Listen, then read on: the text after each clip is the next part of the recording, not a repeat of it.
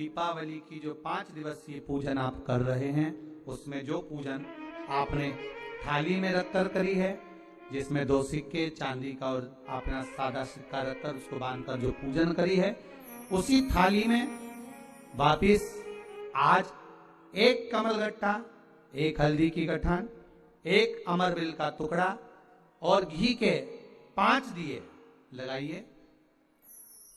माता लक्ष्मी को पूजन कर कंकु, हरौली, हल्दी, मौली, चंदन, चावल, मेहंदी, अबीर, गुलाल, लाल पुष्प आदि से पूजन कर माता की आरती करिए भोग लगाकर, और अच्छा मुहूर्त देखकर, लाभ और शुभ घड़ी को देखकर झोली पे सार कर अपनी माता लक्ष्मी को प्रणाम कर माता से निवेदन करो, हे माँ, अब आप हमारे घर के अंदर, हमारे भवन में सदा विराजमान रहो।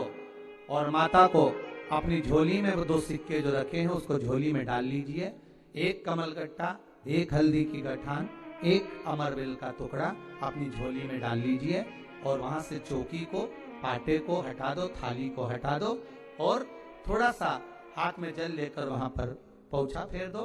और जो झोली में आपके सिक्के रखे हैं, अमरबिल, कमलगट्टा, हल्दी की गांठ जो रखी है, उसको सिक्के के साथ एक डब्बी में या एक वस्त्र में अपनी तिजोरी, अलमारी में जो शुभ घड़ी है उसके अंतर्गत लक्ष्मी जी का नाम लेकर रख दीजिए। 5 दिए जो भगवान के सामने रखे थे, उसमें से 1 दिया जिस अलमारी में, जिस तिजोरी में तुमने लक्ष्मी रखी है, उसी अलमारी, उसी तिजोरी के ऊपर उस दिए को रख दीजिए या उसके साइड में रख दीजिए। 4 दिए में से 1 दिया मंदिर में रखिए, 1 दिया पानी के स्थान पर रखिए, 1 दिया तुलसी जी के क्यारे पर रखिए और 1 दीप घर के हॉल में रखिए। महाराज ऐसे 5 दियों का स्मरण करते हुए माता लक्ष्मी का स्मरण करिए। द्वार पर थोड़ा सा पीला चावल डालकर अंदर की ओर प्रवेश कर लीजिए। बस ये 5 दिवसीय पूजन जो आप माता लक्ष्मी की सुंदर शिव लक्ष्मी पूजन का स्मरण कर रहे थे, वो आज विराम की ओर है। कि पूर्णिमा के दिन जो व्यक्ति किसी जलाशय पर, नदी, तालाब, बावड़ी, कुआं, जहां भी जलाशय हो, उस तट पर जाकर दीप लगाएगा तो उसने जो 3 दिन दान करा है उसका पुण्य उसके खाते में लाख गुना होकर चला जाएगा। लोग इसको देव दीपावली कहते हैं। मृत्यु लोक में कार्तिक के महीने में धनतेरस, रूप चौदस और अमावस्या की पूजन का जो पुण्य हो, दीपदान का जो पुण्य हो, लक्ष्मी पूजन का पुण्य हो, सारे देवताओं की अगर 3 दिन की पूजन का पुण्य राजा बलि बोलता है मेरे खाते में आप वर दी। भगवान विष्णु ने कहा तथा मैं तुझे वर देता। धनतेरस, रूप चौदस और दिवाली पे तुमने कितनी भी पूजन करियो, कितना भी दिया लगाया, पर उसका जो पुण्य है तुम्हें मिलेगा तो कार्तिक पूर्णिमा के दिन मिलेगा, जब तुम दीप दान करने किसी नदी, तालाब, बावड़ी, कुआं, तालाब पर पहुंचोगे।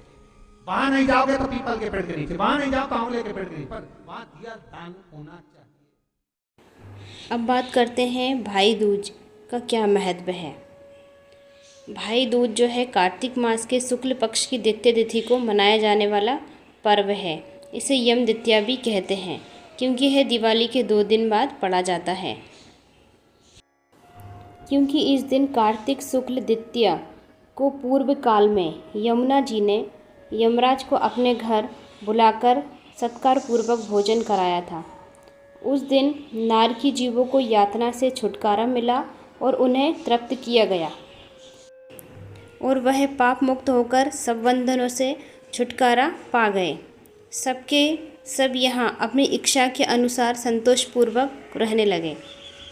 उन सब ने मिलकर एक महान उत्सव मनाया जो यमलोक के राज्य को सुख पहुँचाने वाला था, इसलिए उन्हें यम द्वितीया के नाम से पहचाना गया। जिस तिथि को यमुना ने यम को अपने घर भोजन कराया था, उस तिथि के दिन जो भाई अपनी बहन के हाथ का भोजन करता है उसे उत्तम भोजन समेत धन की प्राप्ति होती है। इसलिए सब बहनों को अपने भाइयों को खाना जरूर खिलाना चाहिए।